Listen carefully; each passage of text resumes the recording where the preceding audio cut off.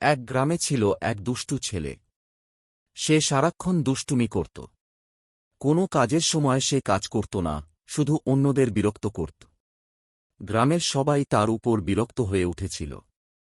একদিন সেই ছেলে একটি ছোট্ট পাখি ধরার পরিকল্পনা করল। বনে গিয়ে অনেক চেষ্টার পর সে একটি পাখি ধরতে সফল হল। পাখিটিকে ধরে সে ভাবল, এবার সবাইকে দেখিয়ে দেবে সে কতটা বুদ্ধিমান।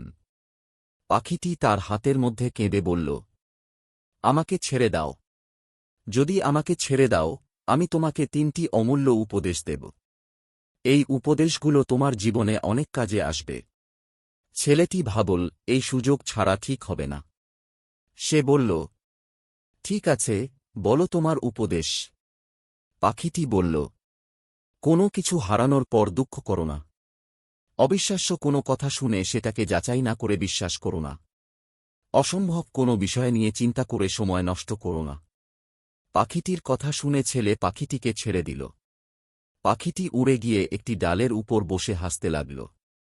পাখি বলল, তুমি জানো আমি তোমার হাত থেকে মুক্তি পাওয়ার জন্য মিথ্যা কথা বলেছি।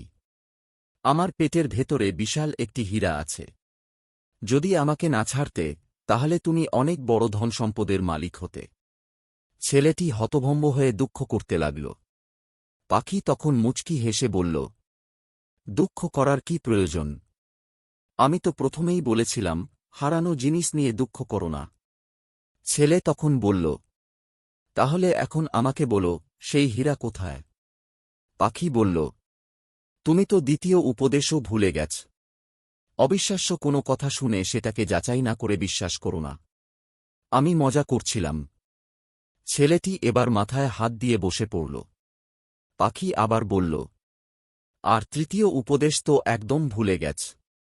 অসম্ভব কোনো বিষয় নিয়ে চিন্তা করে সময় নষ্ট করো না। এখন তুমিই ভেবে দেখো, তুমি কি শিখেছ। এই বলে পাখিটি উড়ে গেল।